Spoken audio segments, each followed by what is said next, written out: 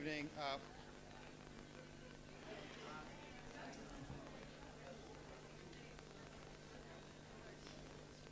I'm very pleased that Enric Miralles is here tonight, and I'm also very happy that after his brief illness last term, when he was supposed to give the talk and he couldn't come, he's also rescheduled everything to be able to be here. It means a lot to me personally that he has agreed to give this lecture and that he's here. I think when we look at the relationship between architecture and site, over the last probably 40 or 50 years, there have been many different attitudes towards this issue.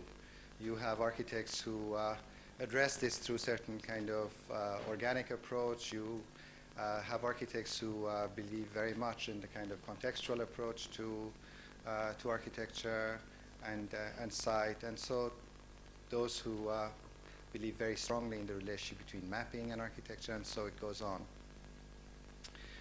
But I think among all these different kinds of practices, somehow the work of Enric Miralles is very unique in terms of its relationship to the site, in the way that the architecture actually constructs the site, and the way that his construction of the site now then transforms, in a sense, the landscape of the building itself, and fundamentally transforms its uses.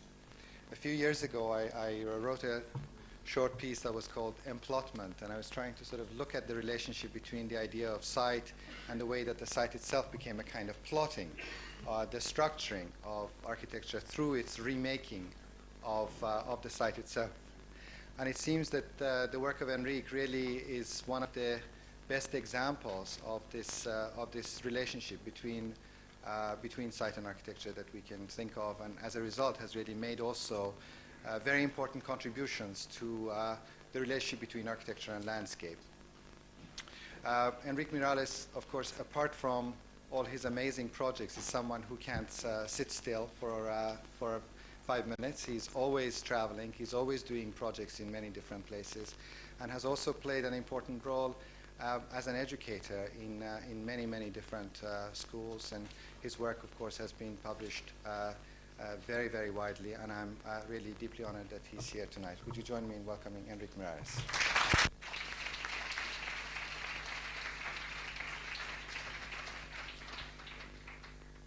Thank you for having the patience to invite me again. It was good. But I was really sick. Nobody believed it, but I was sick. Not very much, but I was sick. So and today also I will not. This works or not? The micro I think doesn't work. No, I think I should use this. No, I think I should use this. No, but it's open. It's on now. Ah, now it's on. Okay. Let's go back when I was sick. Okay. My lecture was named Alphabets and Shadows or something like that. In a way, is because I was preparing, and I still am, so I have not done it, a kind of publication that in a way when you review your work, and then sometimes I like to present the work not just a kind of like an hypothesis and then you give the answer as the building. No? I think in a way I prefer to work in a kind of continuous way, no?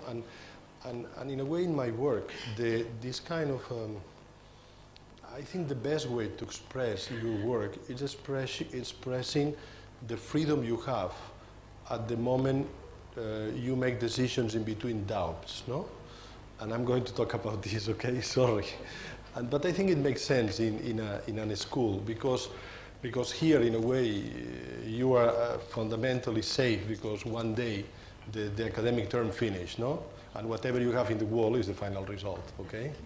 And I think this is a slight difference about never having a final result, even knowing that the building process is just one more step on time, because later the building will have its own life, etc. I mean, and even you will keep thinking on that. So in a way, I was quite impressed when I decided to take this kind of shadows. Maybe you have seen some of the photos about photographing your buildings as anything you want to see in them instead of the building itself. I mean, when you finish a building, this building forms part of something that it's like the neighborhoods or whatever, no? And then in a way you could look at it in a very independent way, no? And I think in a way, probably, today I'm going to, instead of showing that slides, I prefer to show you two projects that we are working now in the intermediate moment we are in the office, in which I'm developing as a necessity. And Mohsen was talking about site. And it's quite impressive because now most of the works we are doing has to do with restoration and has to do with urban sites which are being demolished and you need to do things again. Or a lot of European cities are about that, no? Reusing, I mean, not only Berlin, no? But reusing, doing it again, taking any small bit of reality as a precious starting point, no? All these kind of things, which I think characterize at least the moment of most of the commissions I'm working, and I think it's a general trend, no? I think you do things on continuing, no? And I think in that way, I've been discovering that in a way, I do not remember the name of Gideon, space, time, and architecture, no? I think this famous word, time, that I really never understood, no? What really means time, and I think he has not understood much either, no? Because he, you know, it sounds nice, but it was about really you do not know, no? How, and I think doing these projects you find how much time it's something material. I think I sound a bit picturesque saying that, but time is the place of some architecture when you have no land, let's say, no? Where you are in a very urban context, all of the buildings exist, there is expectations about reconstruction, expectations about new forms, and then you have the feeling that really time is what is more important, no? And I think that the lecture will be a bit about that. I mean, of course, will be slides of buildings, but you should have this kind of feeling in mind. And then I have two slides missing, which are quite important. And I think and I will draw it. And it's quite nonsense because you will see. I did the photocopy. Eh? So I think what is impressive because you will see later, but what is impressive of a Miró painting on some of them, no? Which I think probably for me is one of the painters that has been more material. When you read Miró notes, are impressive because they say, I'm going to do something in which I'm going to use a lot of white, maybe some piece of wood, and then I will do 3 tries about it, no? And this is the program about his painting. And then, of course, he starts doing something else or talking about other things. And I'm always been impressed.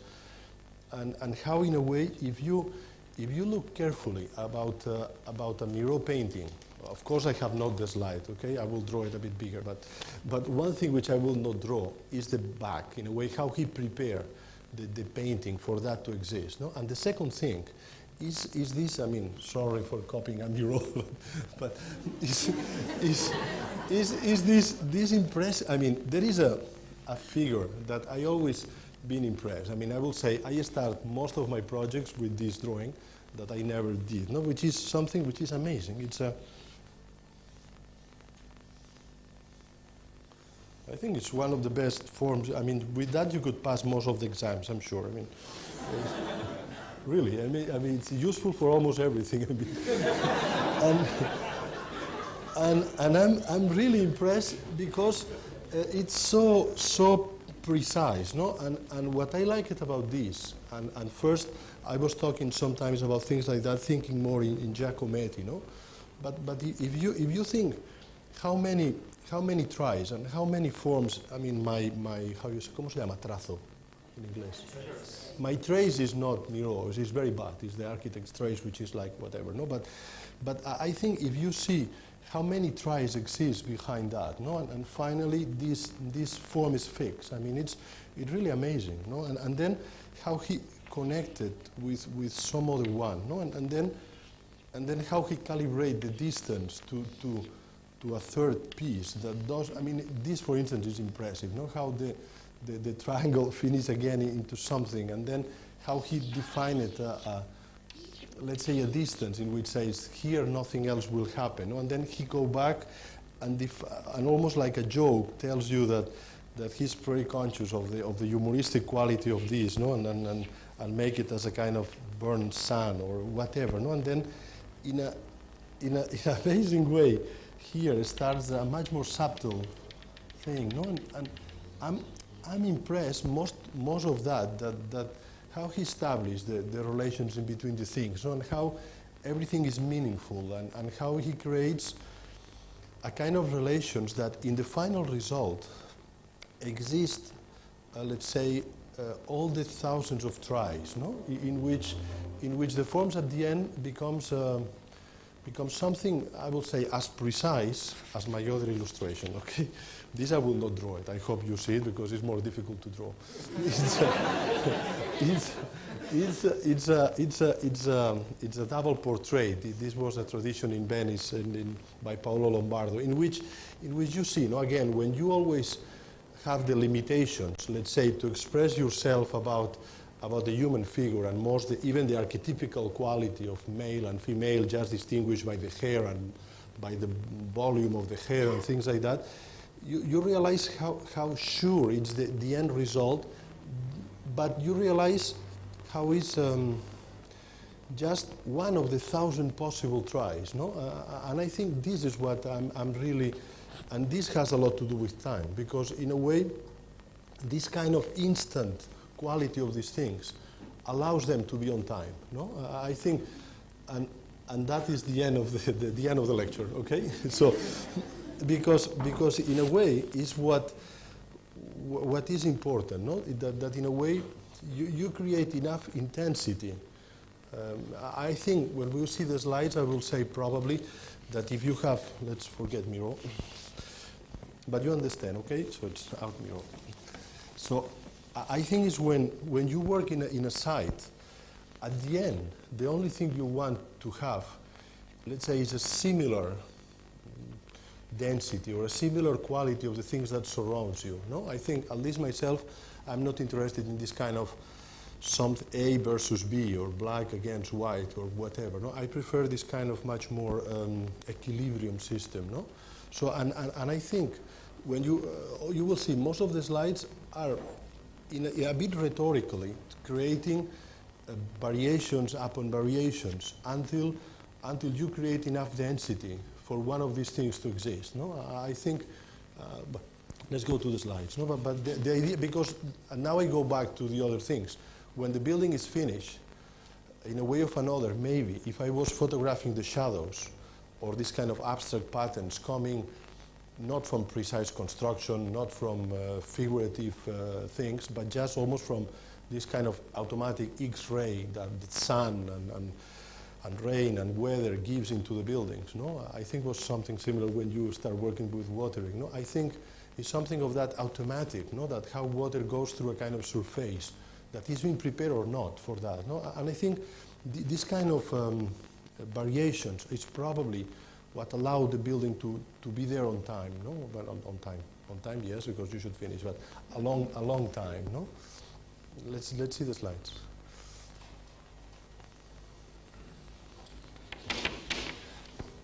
I'm going to show two projects we've been doing at more or less at the same time, and both I hope will be built, and it's also a decision I took in the office really to enter, let's say, the much more real discussion, no? And without passing through competitions. These are projects we had been done through discussion committees, I mean, really following the process. No? This is, maybe you know, I'm sure you know, this is Avenida Cambó, that's the cathedral, that is Via Laietana, so that's the core of all Barcelona.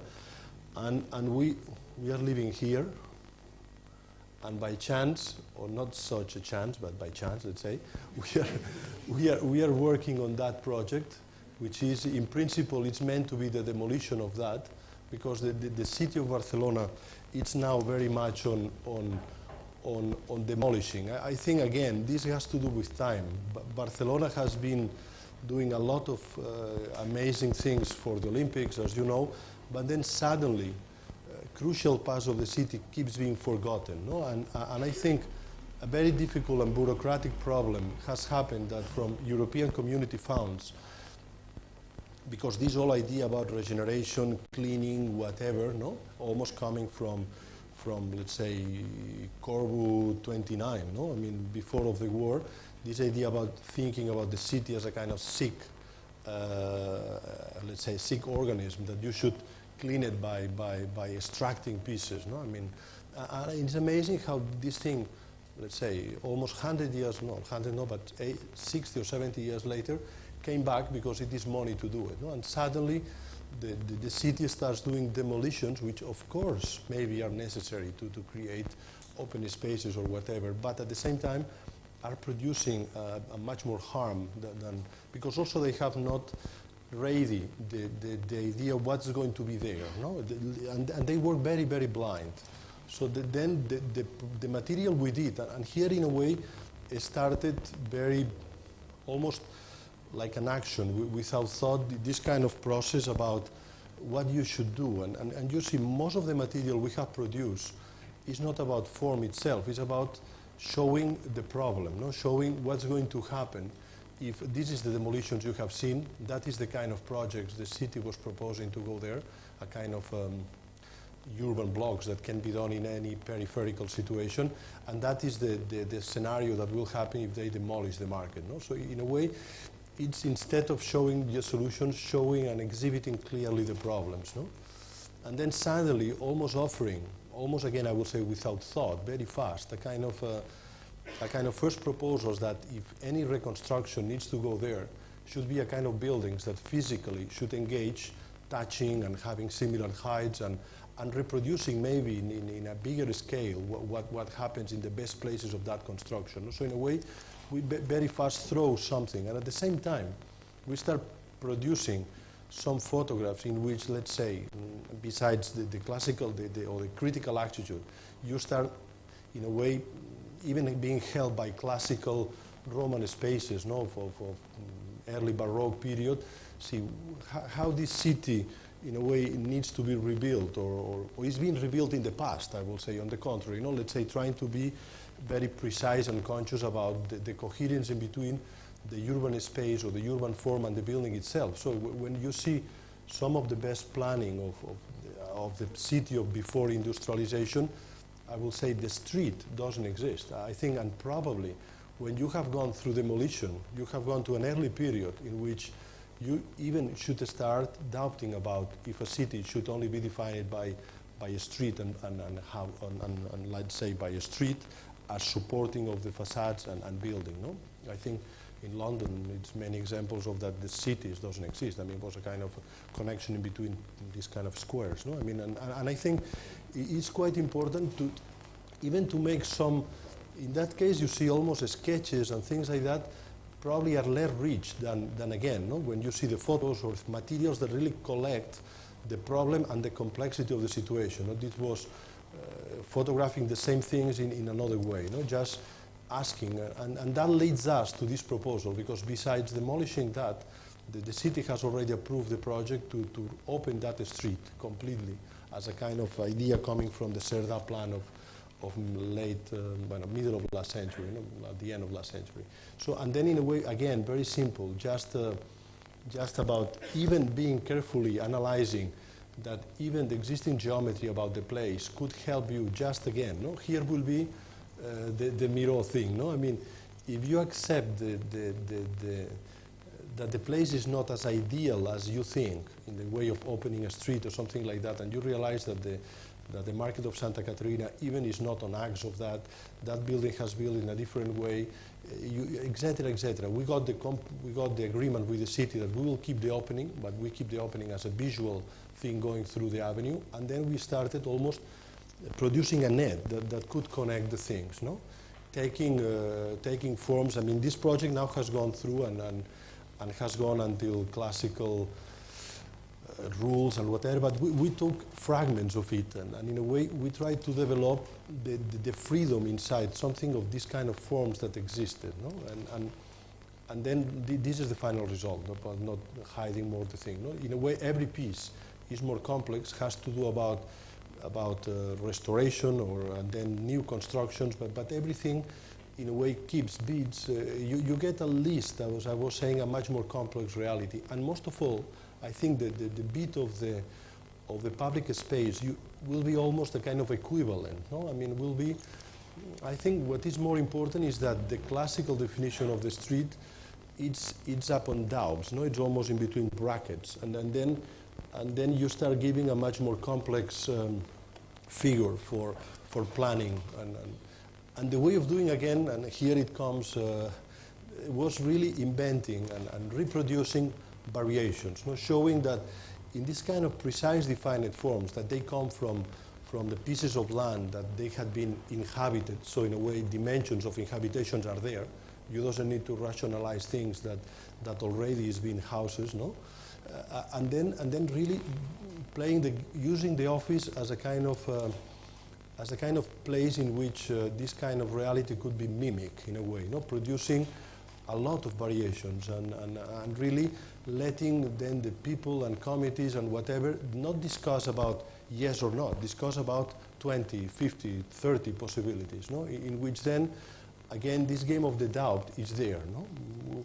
I'm always saying that we wanted more or less something like that, no? And I'm really on this kind of more or less quite open, no? Because then you see, no? It's the final result. You could analyze it and then discover the paths and whatever. But what is more important, I think, is this kind of growing the density of the intensity of the forms and the thoughts, and that, for instance, the next step was the demolition part that needs to be done here, the houses which are being destroyed here, these ones, then the people will come to live there. No? And then we make the first proposal about reusing the market as a kind of foundation for the new housing. No? So I think this will be the housing which in a way is missing here. No? And you see at that moment this kind of, but the criticism of the model of the street comes, let's say, out of the result, comes not as a kind of previous agenda. No? It's something much more intuitive, no? That in a way you have the feeling that just by compromising with reality, dimensions, scale, things like that, at the end, the architecture, I mean, you see, this is being built. This is the one that we were not able to discuss. This one was part of the agreement that we will not discuss that one, but the solution was about 3 like this, 1, 2, and 3. And then we managed, in a way, to change the planning figures into these ones. And this is going ahead. So, and then you see, when you move distance, I think you will see now what happens to the market, which I think is in a way a kind of double project. No, we've been doing this and this at the same time, and this was a kind of transformation of urban planning, and this is a real project. So, but at the same time, now, for instance, this one is going faster, so you never know really, no? But again, this is a compromise or a kind of statement in which then the market should react, no? And should establish a kind of next step, no? Because the market it's an amazing structure that now is quite forgotten, and you see something that even from the logical point of view, which is here is an underneath parking, has never really helped the commercial activity, just because also they do this kind of garbage in the front. I mean, really the thing hasn't got this kind of quality, no? But on the contrary, the market itself, and I think again, no, here, if we were talking in the other place about almost the classical sense of a piazza or things like that, here is much more about materiality. I mean, I think it's amazing how the wood gets mixed with the foods, and the same food has almost eaten the market and has made that everybody forgets that here is a quite interesting place, but it's been completely hidden inside food, no? And this is again the same image about explaining that this kind of big street dimensions in that context are really a kind of elongated piazza. Of course, the remembrances of a campo or many of these classical, and then we produced that document, which I think probably was the most convincing one.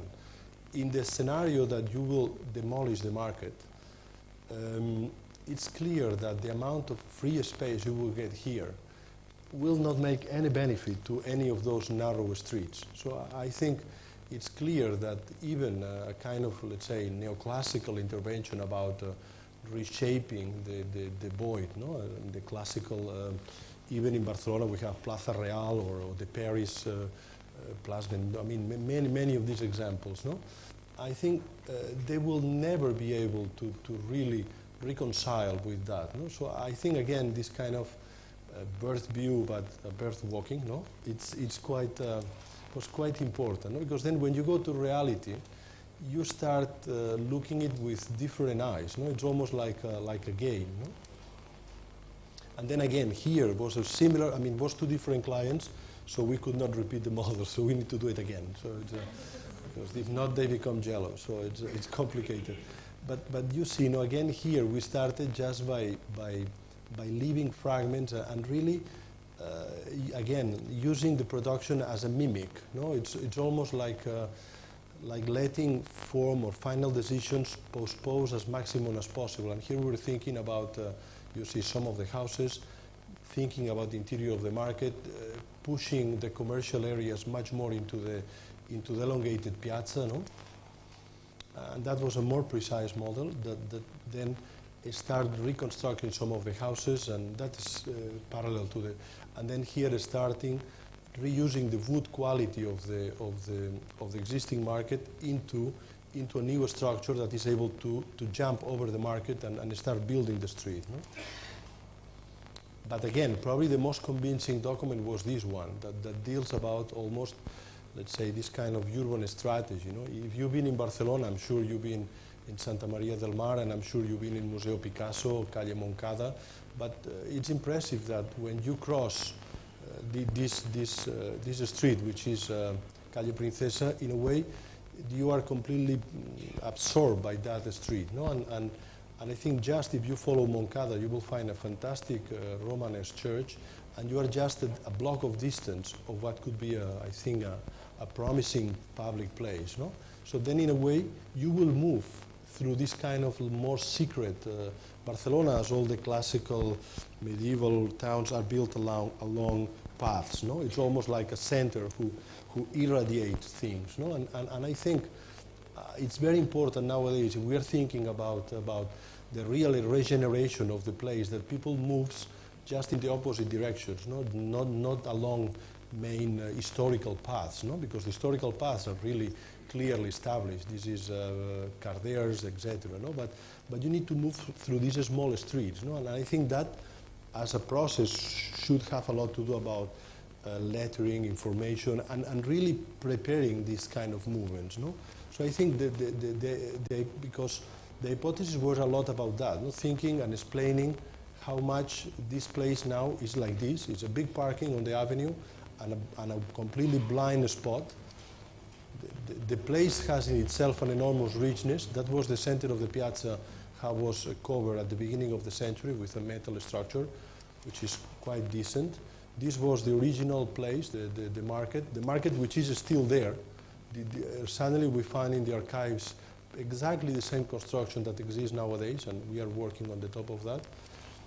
Even the wood trustees, but these kind of things at that moment, they were streets. I mean, they were really much more almost about carriages. It was, you should imagine this is 850. So I mean, really that scale was probably one of the biggest. The cathedral and that probably was the two biggest spaces in the city at that moment. No?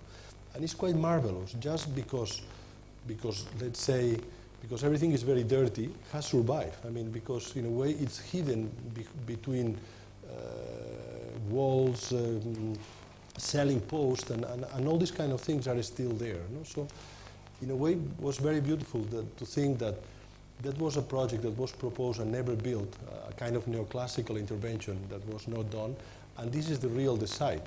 The site was, as always happens at the beginning of 19th century, after French Revolution, all these kind of church properties were just taken by the state and changed it into public places. No? So in a way, the place has gone through the demolition of a quite important Gothic church, no?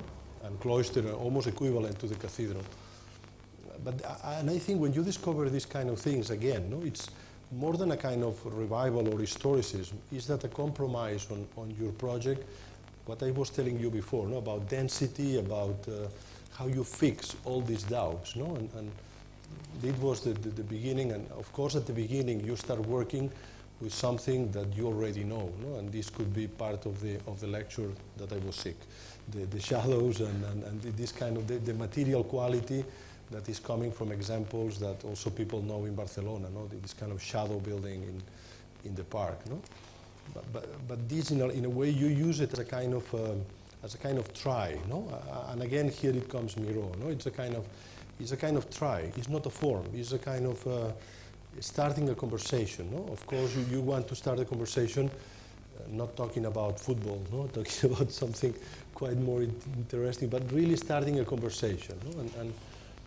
And then this kind of thing starts move, and again, it's the variations. It's on the top, it's not, becomes part of the market. At the same time, it tries to build the commercial activity outside, no?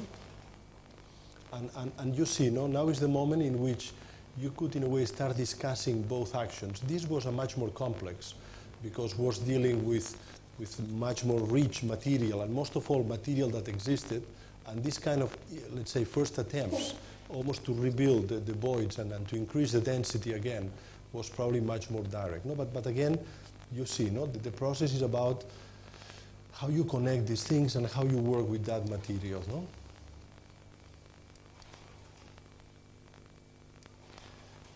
And again, time and all this kind of different way of looking at things helps you, know, because at the end, the thing you come back all the time is the richness of the existing. No? Some elemental wood trustees, or wood girders, but at the same time, you really, everything you do should engage them. That was the first proposals about housing, really using the staircases to go through the place and really enjoy it. No? Even very schematic. This is just telling, I like to put the house there. No? The curious thing is that when you do that, then everybody thinks you will not put pillars, no? Which in a way I like it, the faith people has in architecture sometimes. Of course, it will be I never imagined that nobody thought it will be a pillar, of course. And then we start really, you see, that is the down part of the market, and this was a much more elaborated. And then again, here we were really exactly with the same position, taking advantage or not, but really repeating almost the structure of the market into the houses, no? And it was, again, a lot of variations and tries until we get into this that probably was more or less fixed, because here a third proposal come. In the moment of doing the project, the city proposed to do a big garage underneath for goods, but at the same time for the touristical buses. So in a way, we built a kind of outside ramp, which is going to be covered. And in a way, I like it, because it's probably better than the housing. It will give a much more abstract quality to that space, no? And you see, that was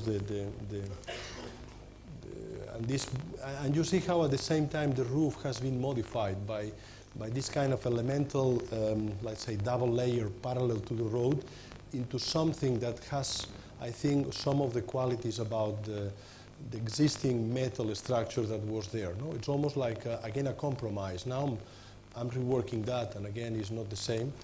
But this is the volumes of the housing, very elemental. You will see later. But I think you should imagine, and I'm going very fast because you should imagine all these slides overlap, all these drawings, one on the top of the other, and all of them being the first step, the last step, having the same reality, the same possibility, the same, I will say, faith, no? The same possibility, I will say. And we did something similar with the roof.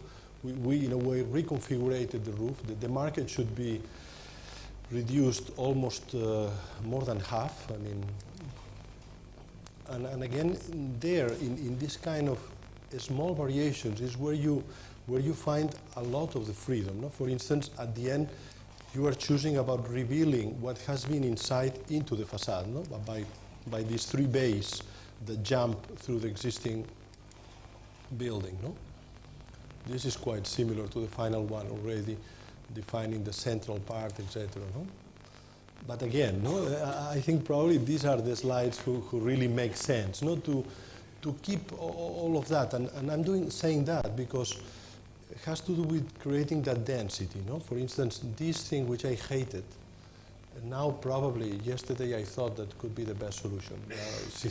So I think because it's very simple and it's not bad. So and you see, no, it's about keeping all of that all the time. So that means at the same time producing it. No, it's not that this is what we really at the end we presented and we are working with it, which is a much more flat and with really it's overlapping the existing structure. But I think it's something on the geometry which is still. I feel is not correct, so we should rework it. But more or less we are on the, I think what I like it more is this. This is the coming from the back, in which a kind of roof will appear as a kind of surprise entering the public space and going through the market. No? That was a view from here. No? And here a bit you see, this was working first and now we are much more on that. But you see in a way at the first moment, even in a very fast document, that you put both projects together, no? And you see that probably with a complete different geometry, or I think an equivalent density is proposed, no? And you see at the end the housing I think has modified a lot, and I like it the way in which almost the small streets they have views through, but they have not the right passage. On the contrary, they should go around and have these internal corridors that could be almost half private, and most of all. The people could cross even when the market is open. You see the geometry has changed a lot into this kind of path system. No? And coming from underneath, the building at the end happens to be an enormous parking garage connected with the one in the avenue that then becomes specialized in higher dimensions for, as I tell you, for trucks and buses and storage. And then this is probably, again, no? If I'm interested in these geometries, because I would say it's a moment of a kind of geometry that has this kind of, let's say, doubt in its construction. No? The pieces, I would say, sometimes they get not the same position, almost to let them doubt. No? It's not, I would say, it's not just a formal thing that has to do with the eye or has to do with perception. No? It's something, I think, of kind of a feeling about it, no? That you should establish a system that allows this variation and changes, and this, of course, this wall is being changing 20 times. Every time the market wanted different, and then, so it's this, allowing this movement, no? And at the same time, when you see the building growing from the floor, no? Almost it starts getting its kind of precise geometry, no? Which without mimicking it, no? But just by the fact that the buildings left the structure of the market, then the light could come through, and that is, I think, is a good place for the shopping and things like that. So the ramp, it's part of the volume of the housing, and I think the ramp will become the housing, will make the housing abstract, no? And at the same time, some of the forms get connected with what's going to be the roofs, no?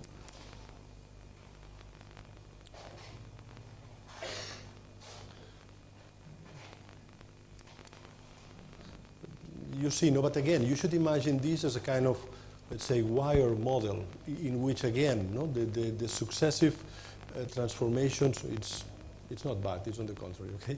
But the successive modifications and transformations will allow them to be there on time. No? Now it's a nightmare. Why I did the first one okay and the second one, but it doesn't matter. But then here you see a bit, no? The parking garage and then the scale of that and the scale of the new housing.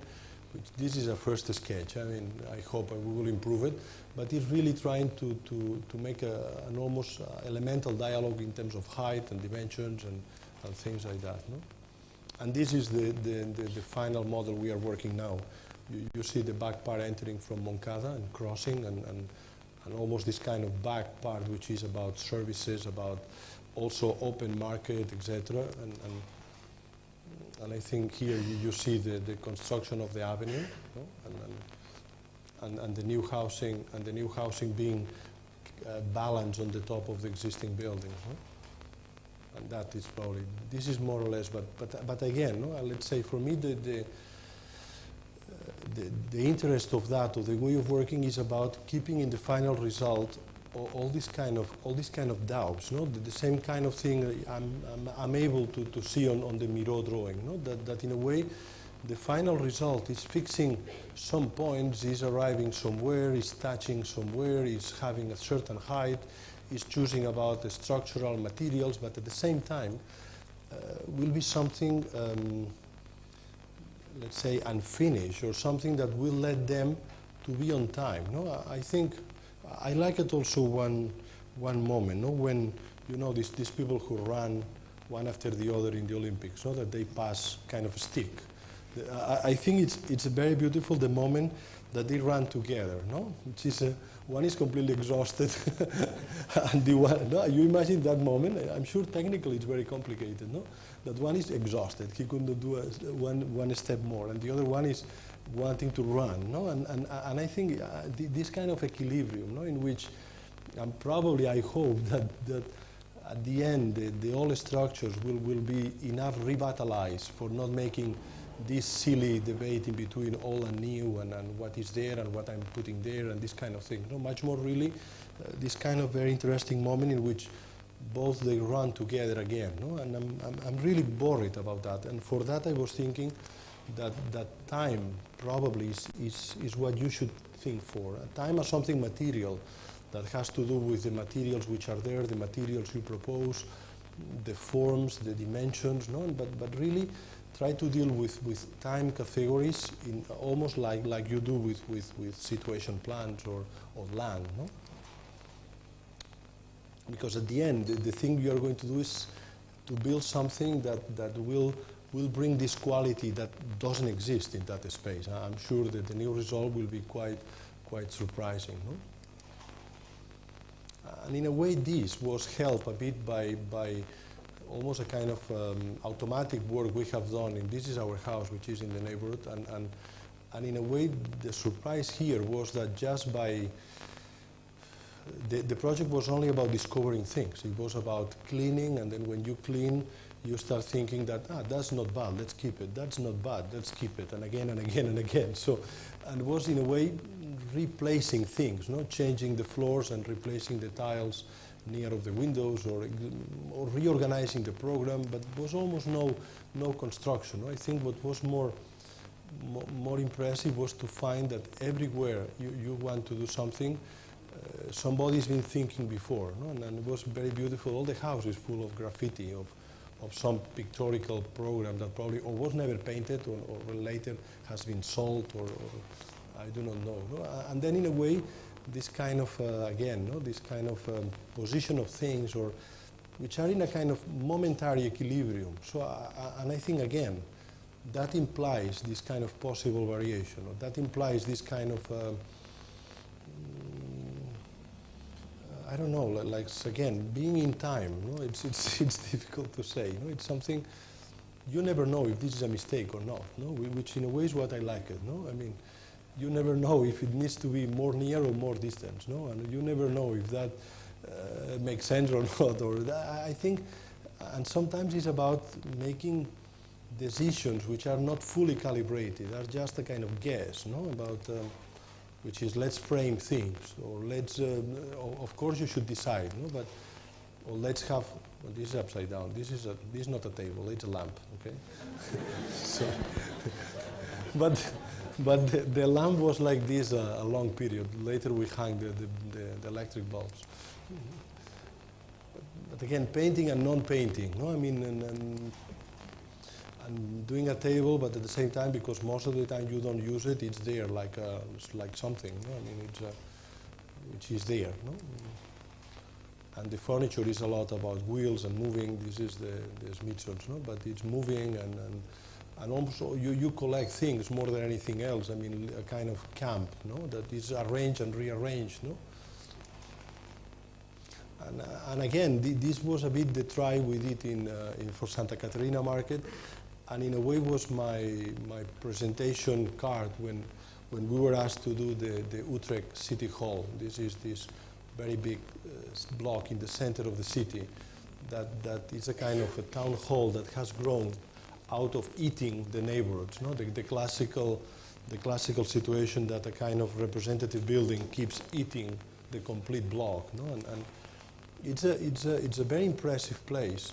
But the only thing is that when you look at carefully, I mean, this process about almost like being like a vampire, no? I mean, it's not because that. It's like eating all the neighborhoods. In principle, everybody knows and everybody says that behind these houses existed wonderful medieval structures. The reality is that nothing exists there. Everything is being transformed, demolished, rebuilt. But just because of these facades, that in a way they were again rebuilt in the 30s, the illusion is being kept, no? And even this neoclassical facade, inside it's a corridor. It's not really even a bad neo-Palladian building in which you have a coherence in between form and a structure, no? And then you find that the whole block is very heterogeneous. This is going into the back. The scale is quite interesting, and in a way, when you turn, you see that a kind of big office building was rebuilt in the 30s in a kind of context which is almost, let's say, the pair or the kind of symmetrical element in relation to the back part of the neoclassical building. And in a way they ask you to reshape that and to make a new hall with all the limitations about working in a historical center with historical committees, etc. And then we found the freedom at the same time accepting this building, but at the same time, let's say, using it. No? So it was that was our competition proposal that is quite simple, saying let's in a way start using voids inside of the neoclassical hall, and then let's move that program into a kind of, let's say, bars that could have a similar past of what you were thinking about the houses. No? And this, in a way, should open completely the town hall and build the piazza in the back. No? You see, in a way, that we reuse most of the existing pieces. No? And again, to put this in context, and I think the view of the wonderful Gothic brick tower that they have it in Utrecht, from that plaza, it's amazing. I mean, this void, really, it's almost on the shadow, and you see the place. I mean, the scale of the thing is completely overwhelmed by the tower. No? And I think we prepare again a bit this model to show how this small scale of the things will be in contact with that. No? And again, you see most of the time is preparing the thoughts. No? This was also asking the new staircases and the new communications being outside of the building. You will see later. And that was the second step in which we start really identifying a bit the piazza, the public space, and the offices, and then really working with similar kind of topography and layers. No? But again, very elemental. You should imagine this is like a first sketches, showing about how could be the scale and how really could manipulate the building. So, and then again, from the first moment was really try to build more than schematic models, really prototypes, even about making mistakes, but really approach the building with its kind of formal complexity. No? I mean, it's not. And I think this model was very useful to understand the game. So it was about really making empty, making voids into the neoclassical building. The new council chamber will be here. That is a medieval hall that existed there, but it's in ground floor, which is very strange for a neoclassical building, and then pushing offices and pushing civil servants and into almost, you see, no, creating this kind of density in the other part. No? I think that is what we will see later. And then when you make the void, even the first sketches was about reassembling people using light, and then again here thinking about that how the roof could, you see probably here, how the roof really needs to be reused and open and start. I mean, that was quite schematic and sketchy, but really the richness of the building will come much more about its materiality than not about its style. No? I think hidden on this kind of quite vulgar neoclassical box, you have the quality of construction itself. No? And then we even to catch the complexity of the thing, again, not to be schematic, not to work on on just, I like to work on this kind of details from the beginning, no? It was about really starting to build the roofs and build the light and start thinking about acoustics and whatever, but really from the beginning. And at the same time, the schematic thing was to see how we could rearrange these kind of offices into a kind of new conglomerate, no? And again, the system of variations was probably the strategy. You know? I'm showing it now just to tell you about this kind of overlapping, no, of material. No? That this was about the ground floor and corridors. Of course, they don't allow me to do this. I know, but but then we get into this model, which I think you see for reverse. The moment that you really accepted that you need to twist the project, no? And then I think this model was very important, because in a way it was really going back to the opening, to the houses, but building it as a void, and then pushing all the offices into one side and pushing all the circulation in the other side.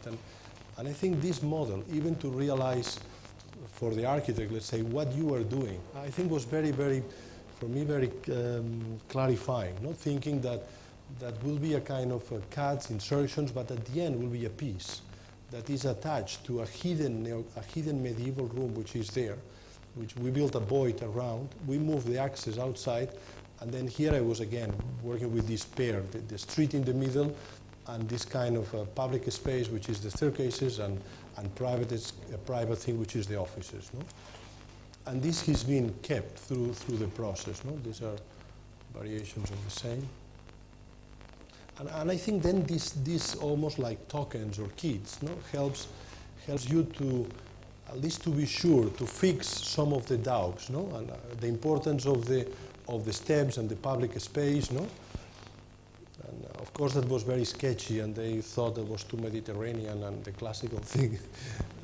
I'm Mediterranean, you know, everywhere I go. And then we, to be less Mediterranean, we do that. No? I mean, because I thought if I do roofs, they say I'm Mediterranean, so I'm not Mediterranean. So, but I think what is important is that, again, no, I realize that it's true that when you are working in Holland, people is very worried about light. I mean, usually I do black and white photos, and they say, it's very dark. So, and I think I was changing the material just to again, to let them enter the game, no? And it was about pushing all that into the new office spaces, no? Which, and again, the game will be to ask them to choose, in a way, to ask them to, which is very demagogical, I know, but at the same time is letting the play go through, no?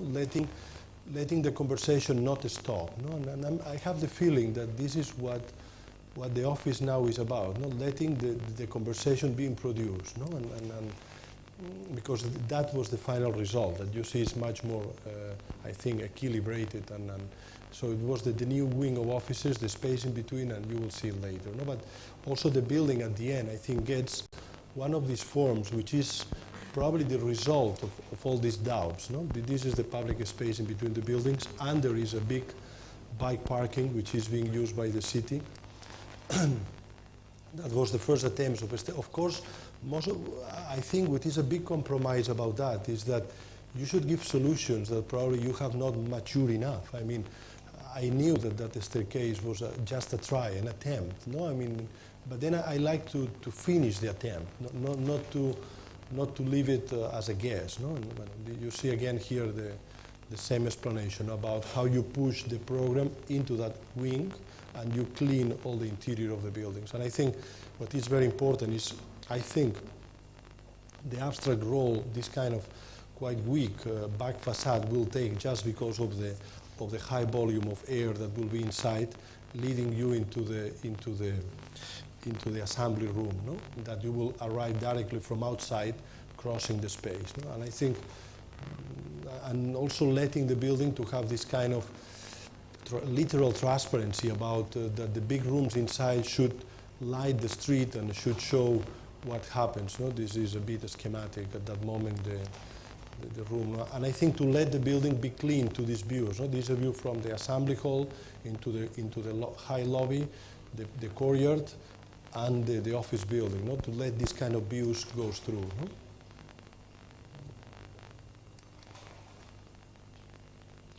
Then you see, no, the reason, and sometimes we were talking before about the forms, the reason is just the final decision is like every intermediate moment could be the final one. And let's say, and the final one needs to be an intermediate moment, because later on, also time will follow, no?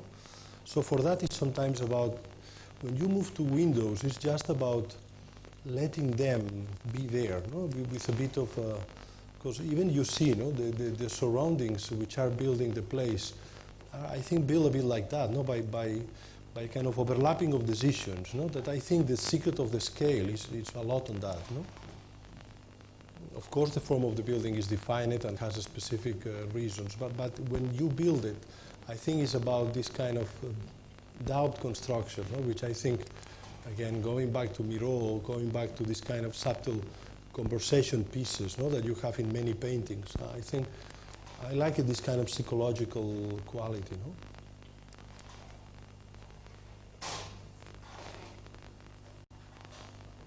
I'm going fast because you should remember all of them at the same time, okay? Because if I put it all together, it will be, I don't know, but again, well, you see, no? And also I like to reproduce a bit what the working means, no? It's just, again, with the same, and I think this one, which is very naive, I really like it, was one of the last proposals about the staircase.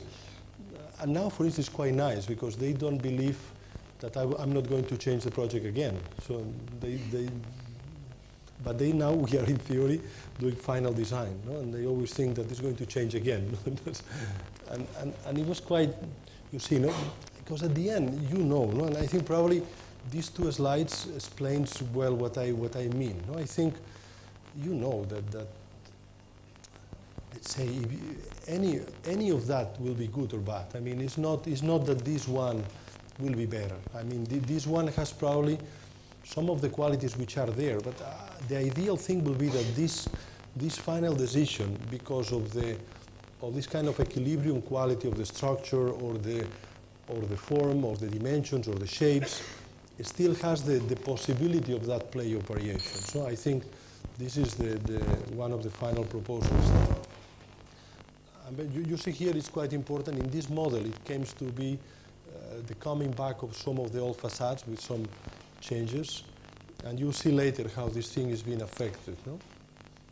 Because when you do that, no, I mean, you start thinking that this could not be the only actor, and then because of the facade, we go back to a much more rough idea at the beginning about making an horizontal movement out of the building, much more than a staircase of a ramp, and I think this has, again, changed a lot the input of the proposal. And you see, I think this is much more better. I have the feeling about how the horizontal, one of the best qualities of a neoclassical building is in this kind of gravity, massive essence defined by moldings, no? And then I think this horizontal ramp is much, much more better. And then that allowed me to do the contrary, in a way to start modifying the existing facades as a way to almost to let light go inside of the building in a much more dramatic way, you know? And again, the play start again and again, and then well, we are more or less here, no? But and then I think what my feeling is that any final drawing that starts appearing, the only, let's say, the only rule you could ask is that some of this kind of trembling quality or something like that. Quality doesn't mean good, means condition, or I don't know how to say in English. It should exist, no? It should be some of this, you see, no? This is a final drawing, and this is a sketch coming from the competition, no? So that in a way, something that was in the competition done as an intuition about how the houses will build the public space, or how the shadow, how again, here we could come to shadows and these kind of things I was telling at the beginning, no? We'll build the public space. Now it's being done through a kind of construction, which of course is much more complex because you should deal about the quality of the rooms. A building like this is nothing else than a series of rooms, and it's being used like that. So at the end, you see how you've been, in a way, reworking and reinventing an existing staircase that existed there, or a new one which is here coming from the neoclassical building. No, it's more, and the facade is being literally eroded and modified and reused. No, this is the complete facade of the new wing. No, and that is the assembly room, and these some of the light pieces that you see. The difference is very small. They have really built together like a cluster around that wall, which I think is quite important. And at the same time, they have engaged the staircase and a kind of acoustic wall for also holding visitors. So you see the differences, you could say, are quite small, and you could imagine them again as variations, no? And this is more or less the plan, that a kind of general strategy about continuity of moving and furniture that has some kind of exhibition elements, whatever, will guide you through the building. But at the same time, it's very different areas and very private, and you know this kind of program, it's a town hall. No? And all of that variations, let's say, at the end, the only thing that could be explained is the project is as simple as that. No? I think when the architects show a sketch, is this kind of, this is because I don't like sketches, no? because at the end, if I should explain the project, and I did these drawings because they asked me to do a drawing to explain the project, no? And then I did that. I mean, my aim is, in a way, to rebuild, and not to rebuild, to show, to reveal, no? To reveal, in a way, this kind of time game that has existed in the place, no? And in a way, do it again, no? But I think this is a process that I feel necessary to go through this constant variation of small differences, no? And again and again, no? And produce this kind of, you could say, almost like a time game, almost like a children's game, no? In which almost without noticing it, then you will find your project inside time, no? And again, we could go back to Miro, that he does it much more better. So, thank you.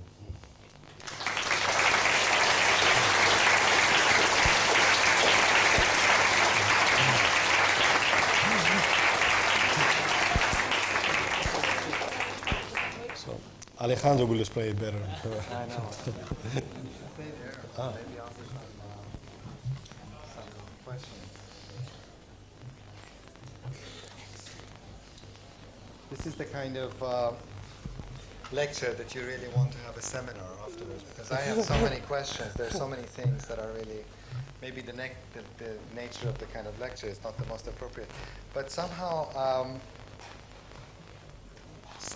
this issue of expression, in a way, is a question for me, because you want throughout the presentation of all the slides, somehow all of us to remember all the slides, everything at the same time. And yes. In terms of the project, you also want, in a sense, for this situation to be present. This idea that what you are calling this idea of the doubt to be something that is represented on the outside of the building in some way, in terms of the layering of the many instances. Now, there is also this very beautiful piece that Merleau-Ponty wrote. No? I don't know if you know it. It's called Cézanne's Doubt. No. It's about how Cézanne was doing the same painting over and over and over and over again. And so the question is not the question, it's similar to what you're saying, but it's about the idea of the variation of the same thing. But the painting that is done the second time is not really a kind of accumulation of the one that was done before, but it's different in terms of its variation with the thing that was done previously. And my question is why do you want to freeze this idea of the accumulative process in terms of the project, and why do you want to express this condition? I mean, the why is difficult to answer, but I think as a joke, it was here. It was kind of not a lecture. you know, I'm always joking, but I think I'm joking in the office that I have, you know, this classical thing people say, you know, Aurore Bacqui, you know this, you know this classical thing that happens at the end of Roman Empire, let's say, no? In a way, it's probably this is difficult to express, no? But let's say we inhabit a room, no? And we fill the room and full, no? And then the room gets empty. And I think if you, myself, I've been working always out of, let's say, the description of a path, no? Or, and then which is where people has been passing, or the kind of closing of some walls, or and then at the end, you make a kind of identification in between human actions and you being an architect and making a human action, let's say, no? So and there is a moment that I need the project to be full, and then of course will be empty. But I needed to be full. I needed to have gone through it, to have built 3 different rooms, to have changed the roof 20 times. So I mean, because it's almost like a kind of game, no? In which then the final solution, I hope, is not there alone to let's say to say something. Today, before we were discussing with Pablo, and he asked me something similar, and I have the feeling that this is a common thing in many architects. The only thing is that some of architects, they decided not to express that. I think it's a moment, I will say, I have the feeling, because I think it's a profession that we all share a lot of similar ambitions and tools, and I mean, most of all in a place like this, not everywhere. but it's a moment that if you decided to cancel this or not, and I will say at this moment myself, I prefer not to do it. No, it's almost like this game by Melville. No? You know Bartleby, the writer. How you say Bartleby? You know the tale. It's a wonderful short piece that, in a way, it's a clerk who enters to work in an office, and he sits there in the table and doesn't do anything. No, and then the boss comes very polite the first day and says, "Could you do this?" And then every time he answered, "Yes, but I'd rather not." and all the plays of that. So in that, I have the feeling that, of course, the solution at the end will be precise, no? But not using, let's say, precise as equivalent of regular, or precise as equivalent of a kind of convention. No? I prefer, in a way, by this kind of overlapping game almost, that in a way is engaging effort, and that the one that comes at the end is one of many. No, I mean, it's difficult to explain. Why is like because I think it's no priorities besides clear many priorities. No, but so it's very beautiful when you see the pantheon, how you say the triangle in English, the pediment. No, but the pediment. No, you say. That still they find a place for a horse, no, and then still they find a place for 2 warriors more, and then it's a hand of a woman coming out. And I think it's very impressive, no? Of course you could not build that, but you know that these projects or these constructions exist there, or could exist there, no? It's almost, and this is what I was saying about time, because if you are building a building on the top of a church that is being demolished, there was built a library, then they built it again, then they proposed a market, then they built a garage. Then, I mean, this kind of overlapping is so material in a way, no? That you think that instead of doing that, you say, okay, I'm going to do, I do not know, no? I mean, and go ahead with this, no? No, but I mean, in terms of the first project with the market, when you showed that you could, in fact, in terms of the reorganization of the urban situation, then have a relationship between the architecture and the urban organization, so that you could in some way have a kind of accumulation of all these things. Now, in terms of the urban project, that kind of example is built again over so many years. Mm. Now, for a single architect, it seems that often it's very difficult to actually create the kind of material variation Yes, so that I the know. piece itself will Yes, look, I will know. somehow be a kind of mimicking of this No, yes, I know. scenographic thing, and that sort of raises certain problems Yes, too. yes. I know life is difficult, but As long as it's agreed. but if you I don't agree, I think. I could stay here all night, but somebody else.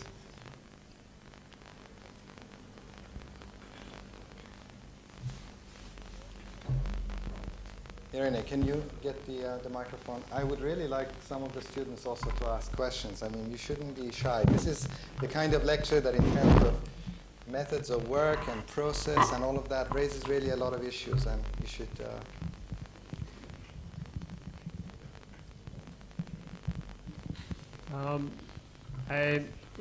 I would like to ask you about try to perhaps place your work in the context of other works which are being done today by other people.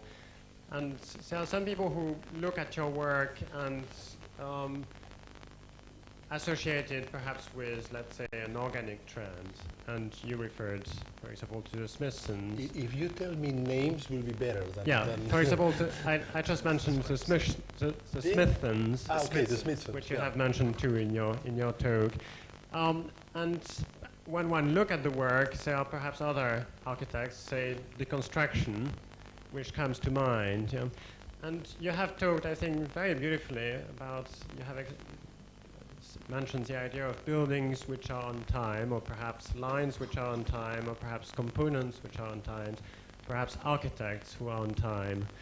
I wonder whether you think that it is something which is specific to your work, or whether it is something which is actually shared by other architects who are practicing at the present moment, or perhaps maybe in the past. I don't know. With the present, also, it's more difficult to know. But I think it works. I don't think so. Yes. What I think it's for sure real is that I don't feel alone at all. So really, I don't maybe. But I think in a way, if you look for that reason, a kind of lecture like this cannot be given anywhere except in a place in which, I don't know if you like it or not, but I'm sure at least we share some deep interest on the things, no? And I think that it's difficult to say in specific moments, no? But the only thing I try to, let's say then, besides sharing things which I completely agree, it's then, in a way, I'll try to put the discussion of final form a bit out of the process, no? And really start working from very contingent situations like the ownership of land. I mean, one of the things that I'm really impressed, no? when you extract a piece of ownership in that grid, no? You discover yourself that a house has more or less this form, which again is amazing and really. Again. Like Miro again. No, Miro is better. But it's amazing, eh? You will not forget that, I'm sure. Any public space you could do with that. But no, but you see, no, I don't know why. Again, this maybe is about being stubborn or stubborn, but it's about. Not cancelling that, no? Probably it's about trying not to cancel things, no? Physical things, I'm thinking about limits, existing pieces, scale, no? Of course you could start a new project and then you really could do completely something that is cancelling that. And if you think a lot of the avant-garde project at a certain moment, their best statements were about cancelling, no? Because their own agenda and the program could not deal with these things. In a way, the things we share from other people, and I'm likely to transform that common shared material about dealing with the things you found, almost by chance, no? I don't know if that answers you, the thing, but...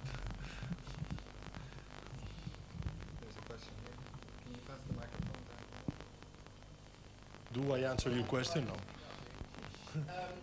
You talked about the vivid shape of the house, which is due to, I believe, probably lots of reasons. Yeah. And now you start building something new, Yes. and these reasons might not be there anymore. Yes. Why do you still consider keeping the vivid shape? Yes, no, I think it's a perfectly good reason. I'm happy you are not my client. Yes, yes. Probably has a lot to do with curiosity and in a way, kind of desire of silly experimentation, maybe, you know, in which you kept frozen into a situation and then you should escape. No, but you escape from the existing situation. You doesn't come from somewhere else. No? I think I like to find the freedom on existing situations. And also, I told you very briefly at the beginning of the lectures that I'm now much more in a moment of the office that I should go not as much through competitions or just to go through really dealing with day-to-day work. And I think you should establish a strategy for that, no? Because you could not go there and say that, no? Again, not to play the yes or no game, no? It's just really dealing with something that could look minor, no? And this thing could go to the Smithsons. I think the Smithsons, being very, very British, let's say, they make this kind of biggest extravaganza, no? Which was taking common sense as the most sophisticated thing you could imagine, no? I think, and then taking common sense as the most extravagant thought, no? And in a way, probably I'm really interested on that, no? Roland, are you gonna? Can you pass it behind you?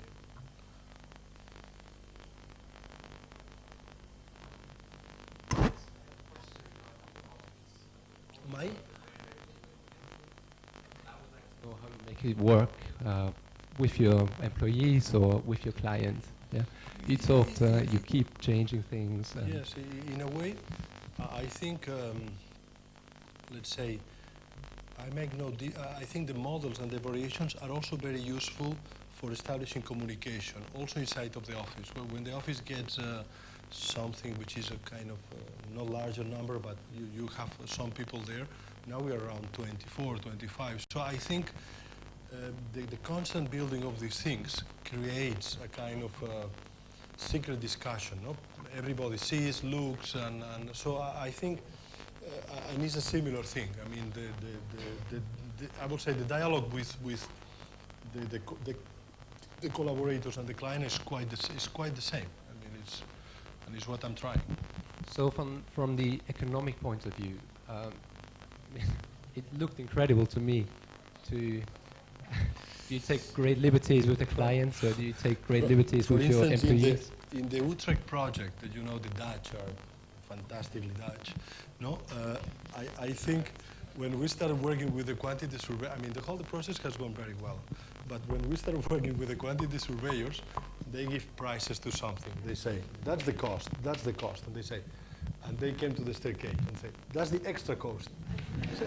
And then I found that was crucial. That was unfair. I would say, okay, tell it's very expensive, but never more say extra cost. Also because I'm paying you, but because it's very important. You see, at the end, the thing of the cost, it's something that is managed in between the building, the possibilities, and I mean, and never a client in a public work will exceed budget, never. No, I mean, it's impossible in Holland, impossible. But you should not allow them to say extra cost, because if that means there is forms that has a cost, and there is forms that has extra cost. No. So I think, again, no, it's really putting everything at the same level, discussing the things. I mean, but the buildings cost the money the client have. I mean, it's nothing about forms. Really. Just the microphone there. A couple of quick questions, please.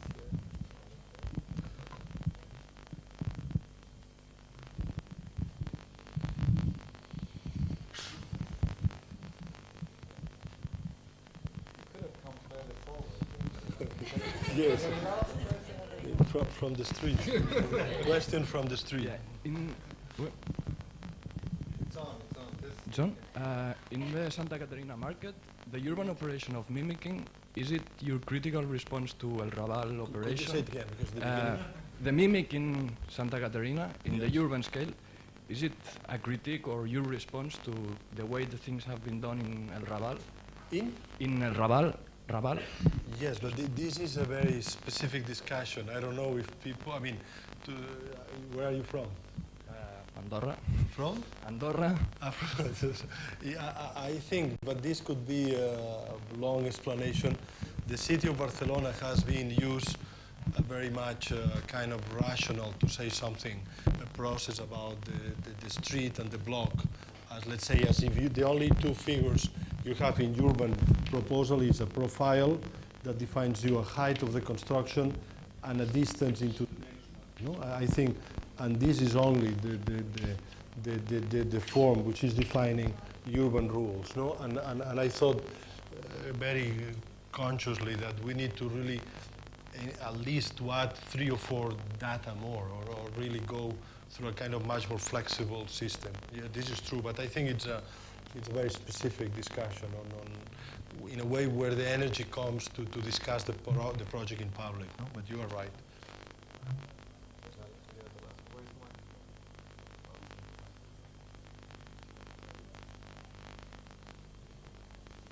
With the understanding of things get changed over and over again, and try to. Sorry? Just speak to the mic. Yeah, okay.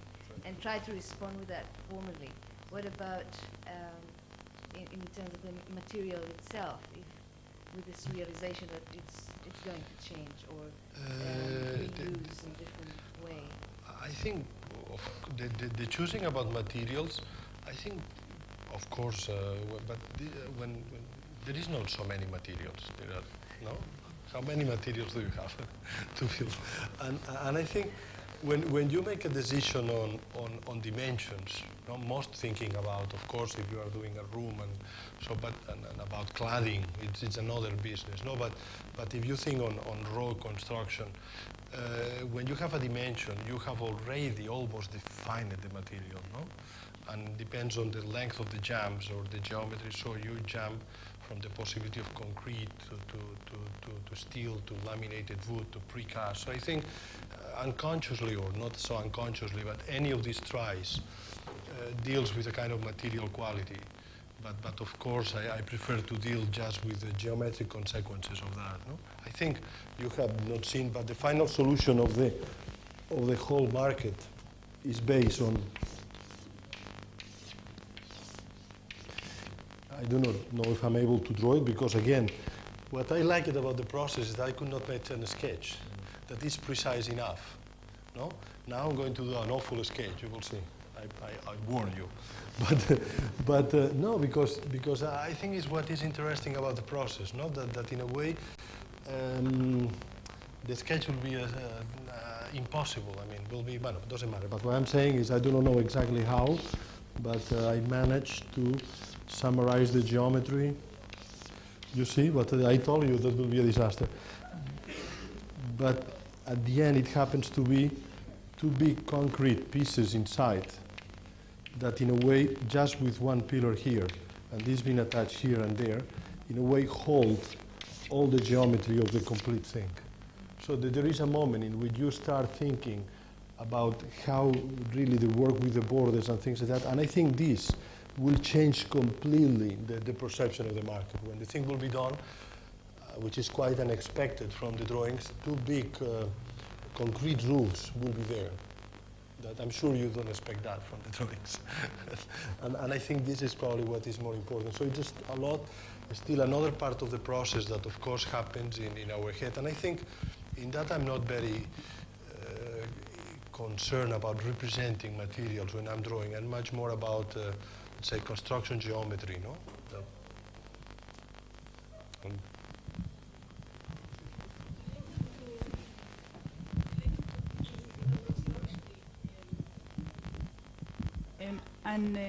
In relation also to the question of time that you were talking about, do you recognize time also as a relation to culture? And in that sense, do you think there is any relationship between your work and or any influence of the writing of Eisman in relation to the faults, the Pliegues faults? Because it seems to me that there is certain connection. Well, this is what I think, in a way, the question goes back to the influences, no, and to the more than influences, to sharing things. But this is a very tricky answer, okay? But in a way, some things, and this is about sharing, it's better not to know very well, no? So I think it's better not.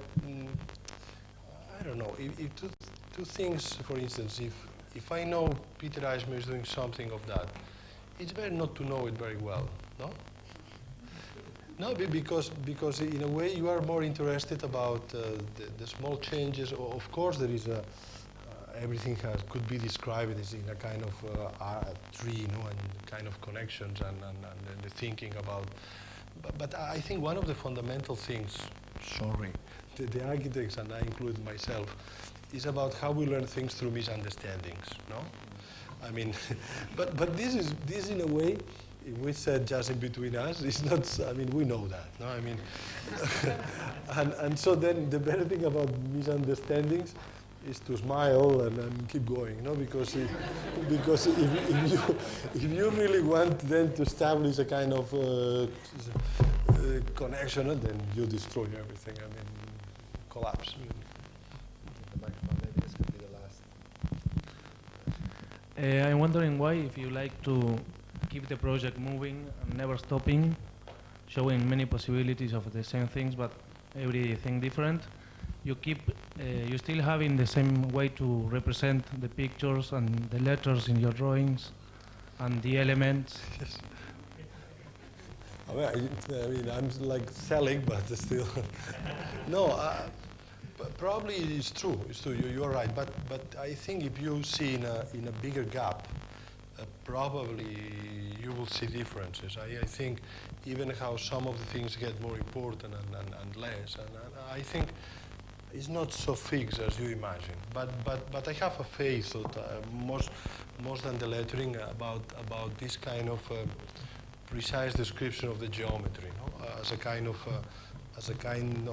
the main material that the drawings should do. No, should not be representational. Should be, let's say in that way, working instruments about dimensions, scale, connections, things like that. No? And of course, I've been doing tries, and I hate the sketches, and really, I mean, that is, I think, a misunderstanding. The poor Alvar Aalto, I'm sure when they did this, if at the beginning I really hate Alvar Aalto, it's because these sketches are painful. No, but really painful. I mean, and nowadays even all the architects, when they ask us a book, then and the sketches, where are the sketches? I mean, and so in a way, it is not bad to identify yourself with a way of dealing with geometry, but I prefer in a way to identify myself with this kind of geometrical plans than with sketches or things like that. No? But again, this is a moment. I'm not really fixed on that. It's true. Thank you. Thank you.